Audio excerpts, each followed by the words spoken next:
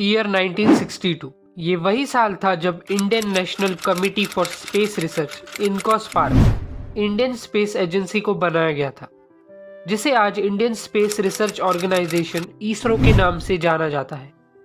विक्रम साराभाई और फिजिसिस्ट कालापाथी रामाकृष्णन रामानाथन के नेतृत्व के अंदर 1963 में इनकॉस्पार ने अपना पहला रॉकेट लॉन्च किया था।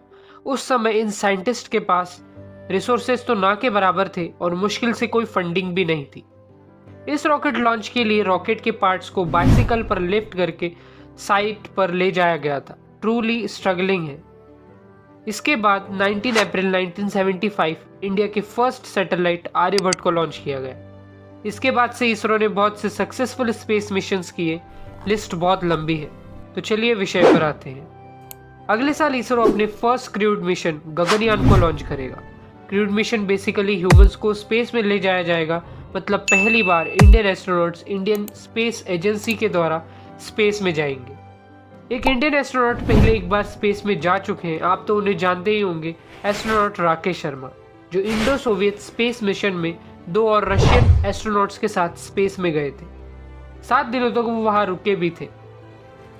3 अप्रैल 1984 को उन्होंने इतिहास रच दिया था, पहले इंडियन सिटीजन होने का जो स्पेस में गए थे। पर अब हमारा स्वदेशी स्पेस मिशन गगनयान फिर से इतिहास रचने जा रहा है।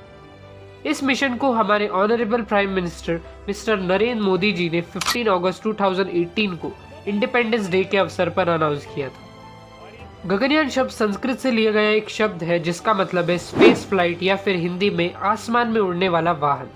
इस मिशन के सफल होने के बाद इंडिया चौथा देश बन जाएगा ह्यूमंस को स्पेस में पहुंचाने वाला। इससे पहले यूएसए, रशिया, चाइना ह्यूमंस को स्पेस में भेजने में सफल हो पाए हैं। गगनयान मिशन में 2 अनक्रूड मिशन होंगे और एक क्रूड मिशन होगा। फर्स्ट अनक्रूड मिशन पिछले साल दिसंबर में लॉन्च होने वाला था, पर पेंडेमिक की वजह से ये डिले हो गया और अब ईयर 2022 के सेकेंड हाफ में हो सकता है, और दूसरा अनक्रूड मिशन इसी साल के एंड में हो सकता है। ये एक टेस्ट फ्लाइट की तरह ही होगा। तीसरा होगा क्रूड मिशन, जिसमें एस्ट्रोनॉट स्पेस में जाएंगे, वो 2023 में ही पॉसिबल है। 2 अनक्रूड मिशन इसलिए कंडक्ट कराए जा रहे हैं क्योंकि इससे इस प्रोग्राम में यूज होने वाली टेक्नोलॉजी को परखा जा सके और उसमें सेफ्टी और उस टेक्नोलॉजी पर अपनी निर्भरता को भी जांचा जा सके। पूरे सिस्टम की परफॉर्मेंस को टेस्ट किया जाएगा। इस दौरान इसरो ने गगनयान मिशन के लिए एक ह्यूमनॉइड रोबोट को इंट्रोड्यूस किया है जिसका नाम व्योमित्रा रखा गया है। 22 जनवरी 2020 को इस रोबोट को बेंगलुरु में एक एग्जीबिशन में पहली बार हमें दिखाया गया था। ये रोबोट क्रूड और अनक्रूड दोनों मिशन में सम्मिलित रहेगा। अनक्रूड मिशन में ये रोबोट ह्यूमंस को स्पेस में होने वाली हेल्थ कंडीशन जैसे वेटलेसनेस, मोशन सिकनेस और रेडिएशन के प्रभाव को अंडरस्टैंड करेगा, जो ह्यूमंस को स्पेस में लंबे समय तक रहने पर होती है। ये space faring robot uncrewed mission में माइक्रोग्रेविटी एक्सपेरिमेंट्स को परफॉर्म करेगा और मॉड्यूल के पैरामीटर्स को मॉनिटर करेगा। और क्रूड मिशन में ये रोबोट एस्ट्रोनॉट्स को हेल्प करेगा फंक्शंस को सिमुलेट करने में ह्यूमंस की ही तरह। ये रोबोट हिंदी और इंग्लिश दोनों बोल पाती है। ये एक फीमेल ह्यूमनॉइड रोबोट है, इसके नाम से ही पता चलता है। ये इंसानों की कुछ एक्टिविटीज को भी परफॉर्म कर सकता है, जैसे दूसरे पर्सन को पहचानना, उनके क्वेश्चंस का आंसर देना। टेक्निकली ये एनवायरमेंटल कंट्रोल और लाइफ सपोर्ट सिस्टम फंक्शंस को भी परफॉर्म कर पाएगा। इससे इस तरह से तैयार किया गया है कि ये स्विच पैनल ऑपरेशंस को ऑपरेट कर सकेगा और एनवायरमेंटल एयर प्रेशर चेंज करने के लिए वार्निंग भी देगा। इस मिशन में 3 एस्ट्रोनॉट्स को 7 दिनों के लिए स्पेस में भेजा जाएगा। गगनयान स्पेस क्राफ्ट को लो अर्थ ऑर्बिट में, मतलब 300 से 400 किलोमीटर एल्टीट्यूड में प्लेस किया जाएगा।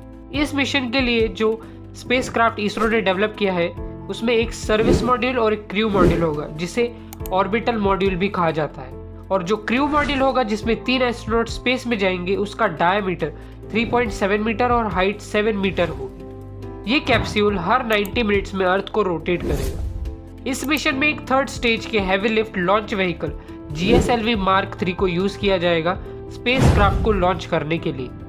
इस लॉन्च व्हीकल की खास बात यह है कि ये क्रायोजेनिक स्टेज का लॉन्च व्हीकल है, मतलब ये तापमान को कम रखता है। इसकी इतनी कैपेसिटी है कि ये हैवी पेलोड्स को लो अर्थ ऑर्बिट में 600 किलोमीटर के एल्टीट्यूड पर प्लेस कर सकता है। इस लॉन्चर में S-200 सॉलिड रॉकेट बूस्टर्स को यूज किया जाएगा जो ह्यूज अमाउंट ऑफ थ्रस्ट पैदा करते हैं। इस स्पेस फ्लाइट को 16 मिनट्स लगेंगे उस ऑर्बिट में पहुंचने के लिए जहां ये 5 से 7 दिनों के लिए रहेगा। अगर इसके स्पेस सूट की बात करें तो ये ऑरेंज कलर का होगा जिसे विक्रम साराभाई स्पेस सेंटर तिरुवनंतपुरम में डेवलप किया गया है। ये स्पेस सूट एक ऑक्सीजन सिलेंडर को होल्ड कर सकेगा जिससे एस्ट्रोनॉट 60 मिनट तक सांस ले पाएंगे। इस मिशन में कुछ नई टेक्नोलॉजीज को भी यूज किया जाएगा जैसे human rated launch vehicle, crew escape system, habitable orbital module और लाइफ सपोर्ट सिस्टम। इस मिशन के लिए 12 इंडियन एस्ट्रोनॉट्स को इसरो द्वारा रशिया भेजा गया था ट्रेनिंग के लिए, जिनमें से 4 को शॉर्टलिस्ट किया गया है जहां वो रशिया के गैगरिन कॉस्मोनॉट ट्रेनिंग सेंटर में ट्रेनिंग लेंगे जिससे कि वो फेमिलियर हो पाए सिमुलेटिंग स्पेस फ्लाइट कंडीशंस और प्रेशर चेंबर्स से। पर अब एस्ट्रोनॉट्स इंडिया वापस आ चुके हैं गगनयान कैप्सूल की ट्रेनिंग लेने के लिए। गगनयान मिशन के लिए एस्ट्रोनॉट ट्रेनीज को टेस्ट पायलट्स में से सिलेक्ट किया गया है, सिलेक्शन क्राइटेरिया के थ्रू जो इसरो ने डिफाइन किया है। इन टेस्ट पायलट्स को flying experience, fitness, psychological conditions और एरोमेडिकल एवोल्यूशंस जैसे क्राइटेरियाज पर सिलेक्ट किया गया है। इसरो ने कुछ क्रिटिकल टेक्नोलॉजीज को भी डेवलप किया है जैसे crew escape system, crew module configuration, thermal protection system, deceleration और फ्लोटेशन सिस्टम। बहुत सी इंडियन एजेंसीज भी इस स्पेस प्रोग्राम में भाग ले रही हैं जैसे Indian armed forces, Indian Martian agencies, Indian meteorological department और CSIR labs. ISRO French space agency CNES के साथ स्पेस मेडिसिन पर काम कर रहा है क्योंकि फ्रांस के पास बहुत सारे स्पेस मेडिसिन का नॉलेज है। इन मेडिसिन को इंटरनेशनल स्पेस स्टेशन जैसे स्पेस प्रोग्राम्स में भी यूज किया गया है। और भी बहुत सारे फॉरेन स्पेस एजेंसीज इस मिशन में इसरो के साथ कोऑपरेट कर रही हैं जैसे कनाडा और रोमानिया विंड टनल टेस्टिंग में, ऑस्ट्रेलियन स्पेस एजेंसी और European space agency for ground station support system में। इसरो के अनुसार ऐसी इंटरनेशनल पार्टनरशिप से ऐसी टेक्नोलॉजीज को तैयार करने में हेल्प होती है जिससे कि ह्यूमंस को स्पेस में लॉन्ग टर्म के लिए भेजा जा सके। इस स्पेस प्रोग्राम को टोटल 10,000 करोड़ की फंडिंग की रिक्वायरमेंट है। गगनयान मिशन का उद्देश्य इंडिया की इस फील्ड में कैपेबिलिटीज को दिखाना है कि वो ह्यूमंस को लो अर्थ ऑर्बिट में पहुंचा सकता है और उन्हें धरती पर वापस ला सकता है सही सलामत। इस मिशन के बेनिफिट्स की बात करें तो वो बहुत सारे हैं। पहले तो इस मिशन से 15,000 लोगों को एम्प्लॉयमेंट मिलेगी जो हमारे देश में एक बहुत बड़ी प्रॉब्लम है।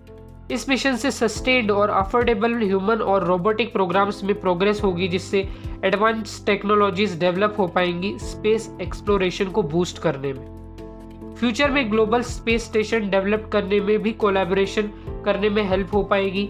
इससे इंटरनेशनल पार्टनरशिप इंक्रीज होगी और ग्लोबल यूनिटी भी बढ़ेगी। आप कमेंट में बताइए कि आपको इस अमेजिंग मिशन के बारे में क्या लगता है। तो प्लीज़ ऐसे ही इंफॉर्मेशन लोडेड वीडियो को देखने के लिए मेरे चैनल द हरक्यूलिस को सब्सक्राइब तो ज़रूर कीजिए और प्लीज़ इस वीडियो को लाइक और शेयर कीजिए क्योंकि इसके बारे में जानना हर इंडियन के लिए बहुत आवश्यक है।